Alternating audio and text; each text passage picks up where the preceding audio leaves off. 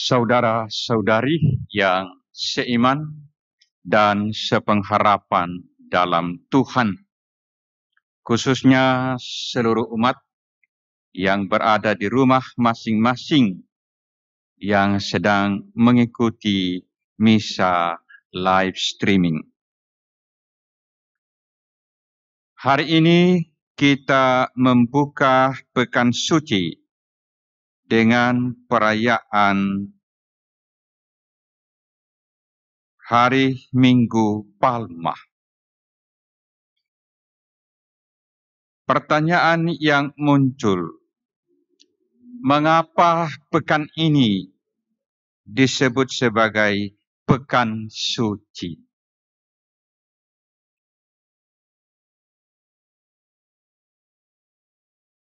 Disebut Pekan Suci karena sepanjang pekan ini kita merayakan inti iman kita yang terdiri dari 4 peristiwa yang sangat penting, yang tidak lain adalah peristiwa Yesus sendiri. Yang pertama, sebagaimana kita pahami bersama-sama, hari ini kita mengenangkan Yesus yang masuk ke Yerusalem disambut sebagai anak Daud yang tidak lain, disambut sebagai Mesias. Dan karena itu ia disambut dengan penuh kegembiraan yang biasa kita ungkapkan dengan mengangkat daun palma. Yang kedua, hari Kamis kita akan merayakan perjamuan terakhir Tuhan kita Yesus Kristus bersama dengan ke-12 muridnya. Hari Jumat kita akan mengenangkan peristiwa penderitaan, penyaliban, dan kematian Yesus di atas salib. Dan hari Minggu yang diawali dengan perayaan Malam Paskah, kita merayakan kebangkitan Yesus. Saudara-saudara, keempat peristiwa ini sangat penting dalam hidup kita sebagai pengikut Yesus. Karena kita percaya, kita meyakini sebagaimana diwartakan dalam Injil, bahwa karya penyelamatan Tuhan mencapai puncaknya lewat peristiwa yang kita kenangkan, yang kita rayakan, dan kita syukuri dalam pekan suci ini, khususnya pada hari Paskah. Saudara-saudara, ada 2 kata yang ingin saya jadikan bahan renungan kita bersama-sama dalam menjalani pekan suci ini, yaitu kata meninggalkan dan ditinggalkan. 2 kata ini saya angkat dari bacaan-bacaan yang telah kita dengarkan bersama-sama. Bacaan kedua berbicara tentang Yesus yang dikatakan, walaupun dalam rupa Allah, Kristus Yesus tidak menganggap kesetaraan dengan Allah itu sebagai miliknya yang harus dipertahankan. Sebaliknya telah mengosongkan diri dan mengambil rupa seorang hamba, dan seterusnya. Rasul Paulus berbicara tentang Yesus yang meninggalkan kealahannya, ya, lalu datang ke dalam dunia ini menjadi sama dengan kita manusia. Bahkan Rasul Paulus menegaskan bahwa ia masuk dalam kehidupan manusia dan mengalami nasib malang manusia, yaitu penderitaan dan kematian. Saudara-saudara, apa artinya meninggalkan? Kita seringkan juga meninggalkan rumah kita, meninggalkan keluarga kita, meninggalkan kampung atau kota kita untuk melakukan suatu perjalanan atau melaksanakan suatu tugas. Dan biasanya kalau orang meninggalkan hal-hal yang berharga dalam hidupnya, tentu ada perasaan berat. Dan mungkin juga ada perasaan sedih karena harus meninggalkan untuk pergi. Nah, saudara-saudara, kiranya dapat kita katakan bahwa ketika kita meninggalkan sesuatu yang berharga dalam hidup kita untuk melakukan suatu tugas perutusan, maka akhirnya akan muncul satu hal, yaitu pengorbanan. Bahwa kita rela untuk meninggalkan semuanya itu, dan itu berarti kita rela berkorban untuk suatu tujuan, untuk suatu nilai yang kita anggap berharga dalam hidup kita. Karena itu, saya menggunakan kata meninggalkan untuk menyimpulkan apa yang kita dapatkan dan mendengarkan dari bacaan kedua tadi. Dan itu sebetulnya berbicara tentang Yesus. Bahwa ia datang ke dalam dunia ini, meninggalkan kealahannya lalu menjadi sama dengan kita manusia. Untuk apa? Untuk keselamatan kita manusia. Yang kedua, saudara-saudara, kata ditinggalkan. Di mana kita menemukan kata ditinggalkan? Sebetulnya bacaan Injil yang berbicara tentang kisah sengsara Yesus yang diambil dari Injil Matius. Dan sebetulnya semua Injil berbicara hal yang sama. Bahwa pada saat-saat terakhir hidupnya, Yesus sungguh ditinggalkan. Ditinggalkan oleh siapa? Pertama-tama oleh salah seorang murid yang mengkhianati Yesus. Kemudian disusul murid-murid yang lain. Disusul Petrus yang menyangkal Yesus. Disusul murid-murid yang lain yang pada pergi menyelamatkan diri ketika Yesus ditangkap. Dan tentu saja orang banyak yang menyambut Yesus ketika masuk ke Yerusalem mengambil sikap untuk mengamankan diri. Lebih-lebih saudara-saudara, yang patut menjadi permenungan kita dalam situasi kewaspadaan yang kita alami saat ini. Bahwa Yesus seakan-akan, nah ini yang penting, seakan-akan ditinggalkan oleh Bapanya sendiri. Seakan-akan dibiarkan oleh Bapanya mengalami penderitaan atau menanggung beban yang sangat berat. Ditangkap, disiksa, dan disalibkan. Dari kisah sengsara tadi kita mendengarkan bagaimana Yesus di atas kayu salib berseru, Eli, Eli, lama Sabatan. Yesus berseru karena ia seakan-akan tidak berdaya, seakan-akan ditinggalkan oleh Bapaknya.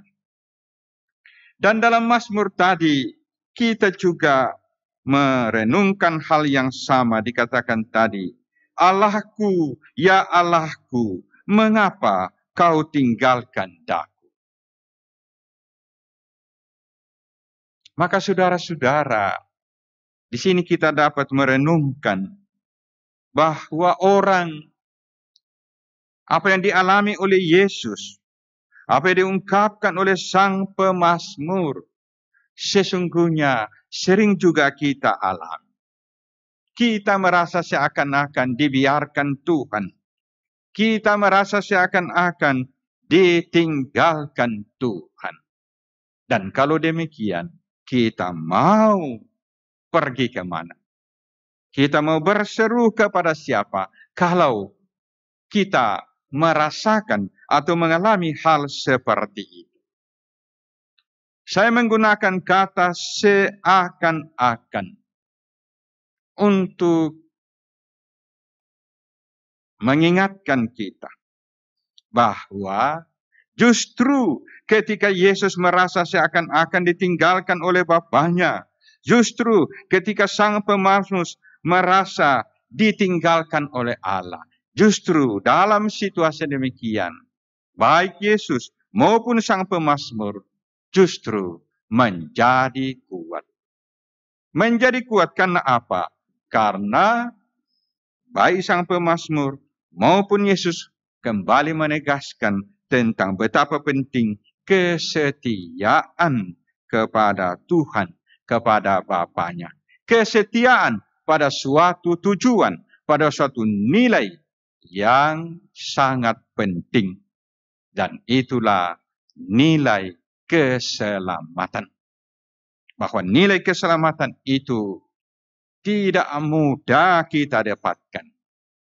Nilai keselamatan itu ada taruhannya, yaitu penderitaan dan pengorbanan. Maka saudara-saudara, agar pekan suci ini sungguh-sungguh bermakna, baik untuk diri kita maupun untuk orang lain atau untuk dunia ini, di mana kita hidup bersama dengan orang lain, lebih-lebih dalam suasana wabah virus corona. Dituntut kesetiaan kepada kita. Kesetiaan untuk mengikuti Yesus. Kesetiaan untuk ikut menanggung penderitaan. Kesetiaan untuk ikut mengatasi situasi yang tidak mudah yang kita alami bersama-sama sebagai umat manusia, di mana kita seakan-akan ditinggalkan Tuhan, di mana kita seakan-akan sedang terpuruk, sedang terpojok. Nah, saudara-saudara, justru melalui pekan suci inilah kita mau belajar pada Yesus. Belajar pada Sang Pemazmur. Belajar pada hamba Yahweh yang menderita, seperti dikatakan dari bacaan pertama tadi. Bahwa dalam situasi apapun, dalam kesulitan apapun, termasuk ketika difitnah, termasuk kita diperlakukan dengan tidak sepantasnya, kita tidak boleh mundur. Kita tidak boleh menyerah. Kita harus terus berjuang. Ya, kita harus terus berusaha sedemikian rupa.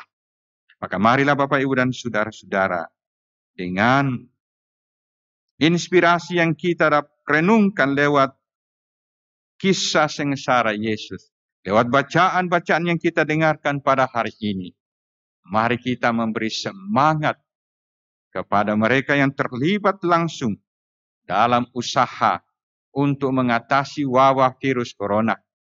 Memberi semangat kepada mereka yang terlibat langsung menolong mereka yang sedang dirawat yang terinfeksi oleh virus corona. Dan kiranya dengan bergerak bersama, dengan pertolongan Tuhan, maka pada akhirnya kita tidak hanya menyelamatkan diri kita sendiri, tapi kita akan menyelamatkan dunia ini. Kita akan menyelamatkan umat manusia dari bencana yang sungguh mengerikan ini. Maka mari saudara kita lanjutkan perayaan, kita berdoa. Semoga kita senantiasa setia mengikuti Yesus dalam hidup kita, sehingga kita semakin dapat memberi kesaksian bahwa bersama dengan Yesus kita dapat ikut menyelamatkan dunia kita ini. Tuhan memberkati kita. Amin. Dari yang sama-sama dikasihi Tuhan, khususnya seluruh umat yang ada di rumah masing-masing, yang sedang mengikuti misa pada hari Kamis Putih ini. Saudara-saudara, ada 3 hal yang akan saya angkat untuk menjadi bahan permenungan kita dalam suasana Trihari Suci. Yang pertama yaitu kata 14 dari bacaan pertama tadi. Disebutkan tadi pada hari yang ke-14. Yang kedua, saya ingin mengajak kita untuk merenungkan makna pembasuhan kaki sekalipun tidak diperagakan dalam perayaan pada malam ini. Dan yang ketiga, makna dari bagian terakhir dari upacara ini yang sering disebut dengan tuguran. Ini 3 hal yang kiranya menarik untuk kita perhatikan dan kita renungkan pada malam ini. Saudara-saudara, yang pertama, dikatakan tadi, anak domba itu harus kamu kurung sampai tanggal 14 bulan ini. Konteksnya adalah perayaan Paskah Yahudi. Konteks yang dekat. Tapi konteks yang lebih luas, kalau kita perhatikan tadi, situasinya mungkin sama seperti yang kita alami pada saat ini. Situasi bencana. Situasi malapetaka, situasi wabah yang dalam perjanjian lama dalam kitab Keluaran disebut dengan tulah. Kita tahu bersama-sama bahwa orang-orang Mesir mengalami bencana demi bencana, tulah demi tulah, ketika orang Israel tidak dibebaskan untuk meninggalkan tanah Mesir, tanah perbudakan. Saudara-saudara, dikatakan tadi pada hari yang ke-14, domba yang dikurung itu yang akan dikorbankan baru boleh dipotong. Ini menarik, saudara-saudara. Ini hanya kebetulan saja bahwa dalam suasana situasi wabah ini, tahap pertama anak-anak sekolah diliburkan 2 minggu. Berarti angka 14. Sesudah itu ditambah lagi 2 minggu. Ya, angka 14. Ya mungkin hanya kebetulan saja. Tetapi menarik untuk kita perhatikan bahwa Bacaan pertama tadi mengatakan pada hari yang ke-14 domba yang dikurung itu baru boleh diambil dan dipotong. Ya, ini kan menjadi seperti perbandingan bahwa kita mempunyai harapan juga bahwa kiranya sesudah 2 minggu kita sudah boleh terbebaskan dari wabah virus corona. Ini hanya sekedar untuk kita renungkan bersama-sama. Nah, saudara-saudara, menarik bacaan pertama ini karena berbicara sebetulnya konteks luasnya tadi seperti saya katakan, ada banyak bencana, ada banyak tulah yang terjadi di Mesir pada waktu itu. Nah, kita perhatikan juga sebelum terjadi wabah virus corona di Wuhan, kita menyaksikan di beberapa negara terjadi juga wabah belalang. Ya, ada beberapa negara yang diserang belalang. Ya, diserang belalang. Belalang yang jumlahnya banyak sekali. Dan itu tentu saja membawa bencana. Nah, maka Bapak, Ibu, dan saudara-saudara, pada malam ini kita berkumpul bersama-sama mengenangkan perjamuan terakhir Tuhan kita Yesus Kristus dengan latar belakang Paskah Yahudi. Dan Paskah Yahudi merayakan atau memperingati peristiwa pembebasan dari perbudakan bangsa Mesir. Maka kita berharap pula bahwa semoga melalui perayaan-perayaan yang kita adakan dalam pekan suci ini pada memasuki hari suci ini, Tuhan berkenan menyatakan kemurahan-Nya. Itu yang pertama. Yang kedua, saudara-saudara, peristiwa yang menjadi pusat perhatian kita pada malam ini, peristiwa perjamuan yang terakhir. Bahwa sementara perjamuan berlangsung, Yesus sebagai guru tiba-tiba berdiri, ya, melepaskan jubahnya, lalu kemudian mencuci kaki murid-muridnya. Ini kan tidak wajar. Biasanya kan tradisi Yahudi, adat kebiasaan orang Yahudi bahwa sebelum orang memasuki rumah, kaki terlebih dahulu dicuci, ya, dicuci. Tapi ini perjamuan sementara berlangsung, lalu tiba-tiba Yesus melakukan sesuatu yang tidak lazim. Nah, maka muncul pertanyaannya, apa maksud dari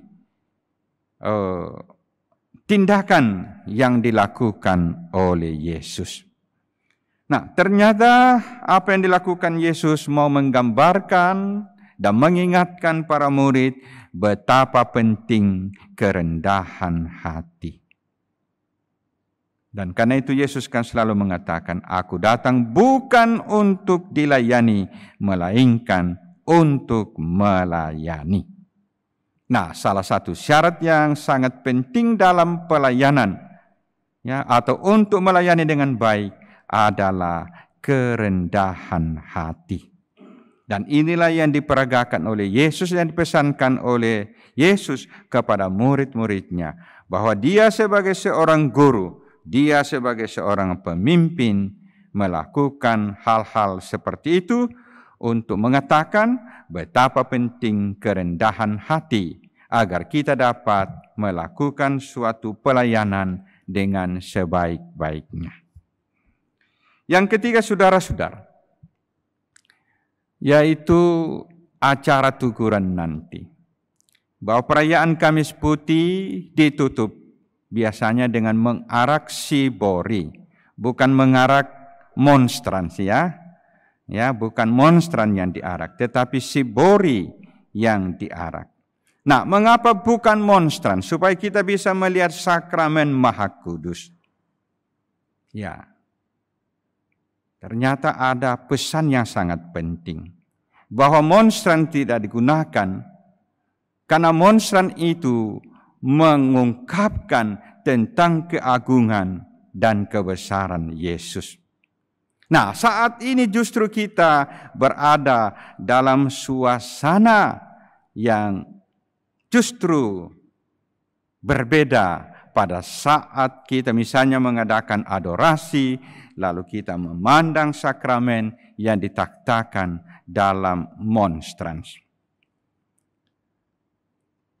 Sakramen diletakkan di dalam sibori dan kita tidak melihat sakramen yang ada di dalam sibori untuk menggambarkan bahwa Yesus sesudah perjamuan terakhir masuk dalam kesendirian. Ini penting. Masuk dalam kesendirian atau berada dalam kesendirian. Ia ditinggalkan oleh orang-orang yang selalu bersama dengan dia. Ditinggalkan, dikhianati, bahkan disangkal oleh murid-muridnya. Nah, ini yang menjadi pesan penting. Bahwa melalui acara tukuran, kita mau menemani Yesus yang berada dalam kesendirian. Kita mau masuk dalam suasana keheningan untuk merenungkan betapa besar pengorbanan yang dilakukan oleh Yesus untuk menyelamatkan kita. Maka marilah Bapak, Ibu, dan saudara-saudara, sekalipun kita berada dalam suasana yang tidak normal, mari kita menggunakan kesempatan ini untuk semakin menimba kekuatan dari Yesus yang kiranya dapat meneguhkan kita dalam situasi wabah pada saat sekarang ini. Bahwa seperti Yesus yang ditinggalkan berada dalam kesendirian, Ia bisa melewati semuanya itu oleh karena Ia selalu dekat dengan Bapanya. Karena itu kiranya pesannya menjadi jelas bagi kita bahwa kalau kita sungguh-sungguh secara pribadi, dan ini kesempatan betul ya, yang memang tidak pernah diduga, bahwa kita dipaksa oleh situasi untuk berada dalam situasi yang tidak lazim. Kita akhirnya harus sendiri-sendiri untuk masuk dalam suasana pekan suci, masuk dalam suasana trihari suci ini. Dan kiranya dalam situasi seperti ini, kita boleh menemukan kekuatan dalam hidup kita.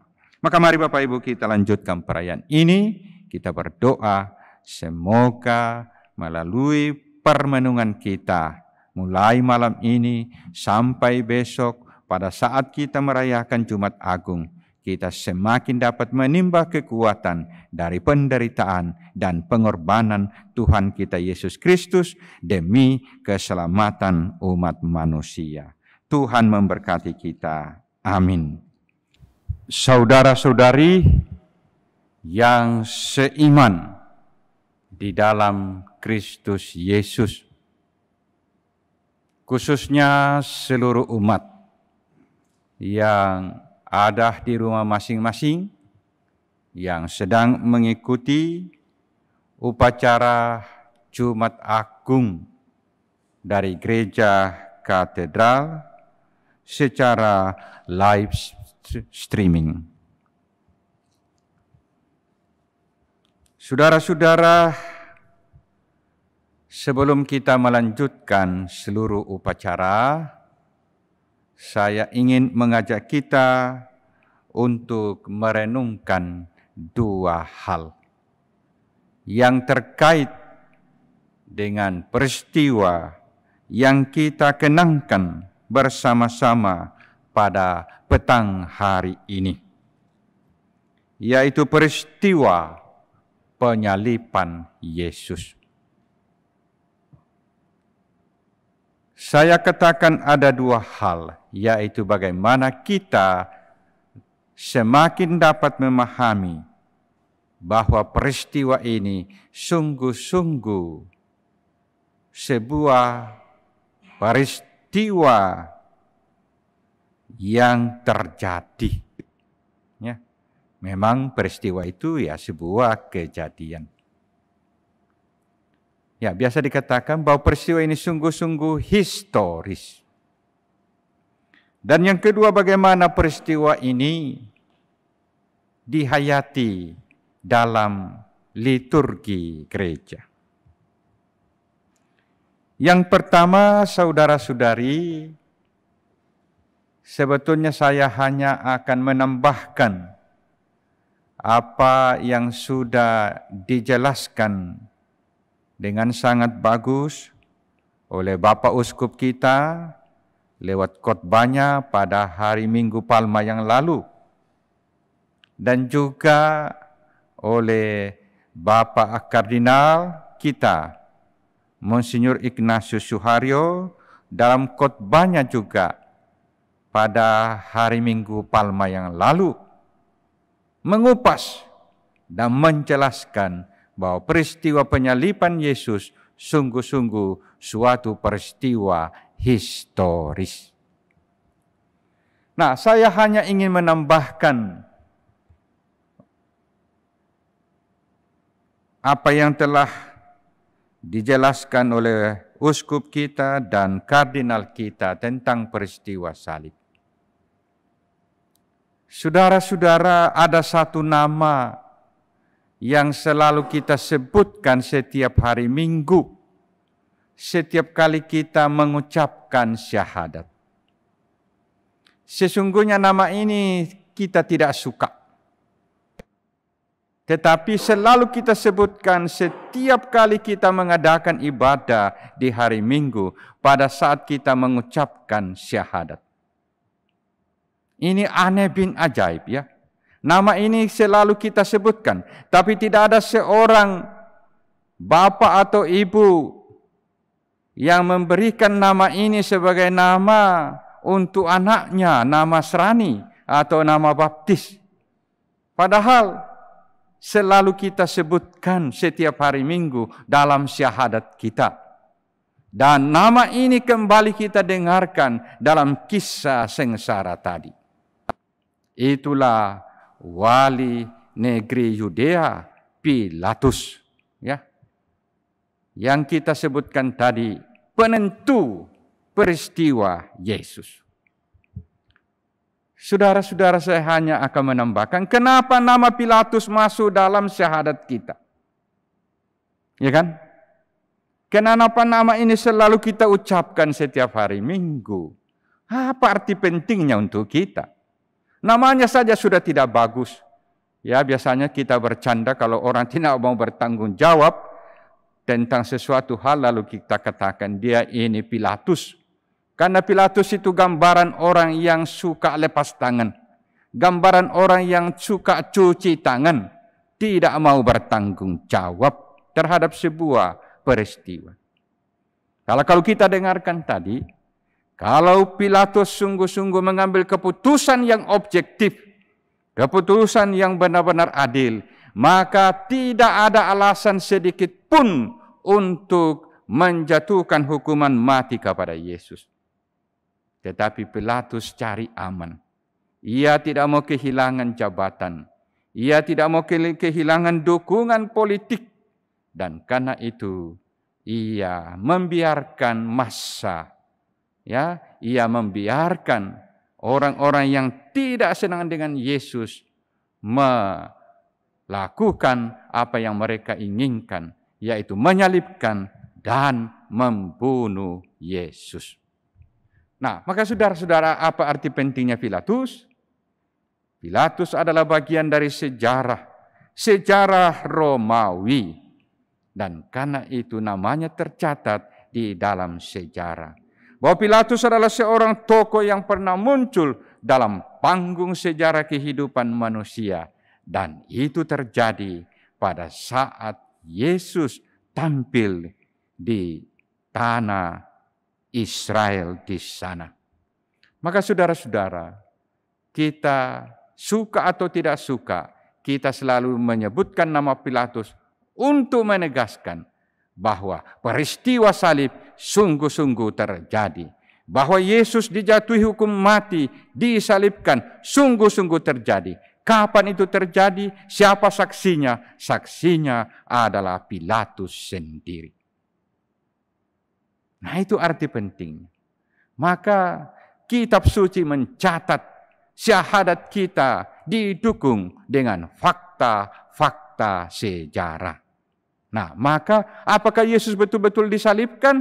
Ya, ini buktinya bahwa sejarah mencatat peristiwa ini, sejarah bangsa Yahudi, sejarah bangsa Romawi, sebagaimana dicatat di dalam Injil. Ini bukti yang tidak bisa disangkal. Yang kedua, Bapak, Ibu, dan saudara-saudara, bagaimana peristiwa ini selalu dapat hidup kembali, berbicara dalam kehidupan kita sebagai orang Kristen, khususnya sebagai orang Katolik. Inilah yang kita renungkan sepanjang pekan suci ini, khususnya sejak tadi malam sampai pada petang hari ini. Mari kita memperhatikan liturgi tadi malam. Liturgi tadi malam, perayaan Hari Kamis Putih tidak ditutup dengan berkat. Sesudah doa penutup, biasanya sakramen yang sudah ada dalam sibori dipindahkan ke tempat tertentu, diarak dari dalam gereja, dan kita memberikan penghormatan kepada sakramen. Dan sesudah itu altar dibersihkan seperti kita saksikan sekarang. Ya, tidak ada dekorasi, tidak ada kain di atas altar. Dan kita masuk dalam suasana permenungan.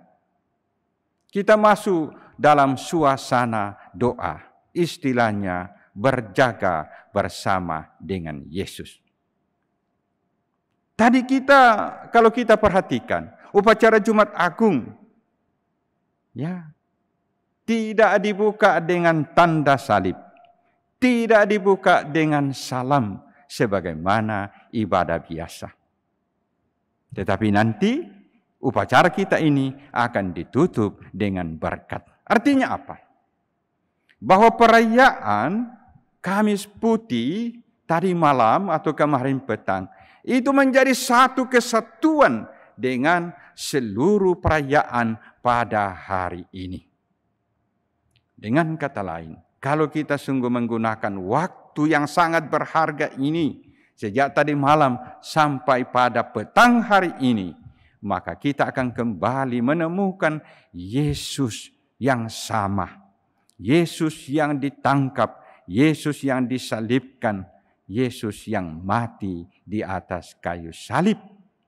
Kita akan kembali menangkap misteri yang terungkap lewat peristiwa salib. Kita akan kembali semakin memahami makna penderitaan dan pengorbanan Kristus. Sehingga sesungguhnya setiap kali kita merayakan pekan suci atau masuk dalam pekan suci, merayakan Hari Kamis Putih, mengadakan upacara mengenangkan kematian Yesus, sesungguhnya kita kembali menyegarkan dan menghidupkan iman kita. Maka marilah Bapak, Ibu, dan saudara-saudara, mari kita lanjutkan perayaan ini dengan doa-doa yang disebut dengan doa umat Maria. Dan sesudahnya kita akan mengadakan upacara prosesi salib sebagai tanda penghormatan kita. Semoga doa-doa kita boleh berkenan kepada Allah, dan doa umat Maria yang sudah dirumuskan dalam gereja akan ditambahkan dengan satu doa yang sangat penting bagi kita. Berdoa agar kiranya Tuhan berkenan turun tangan agar wabah virus corona, pandemi yang dialami umat manusia, kiranya karena kuasa Tuhan boleh segera berakhir. Tuhan memberkati kita. Amin.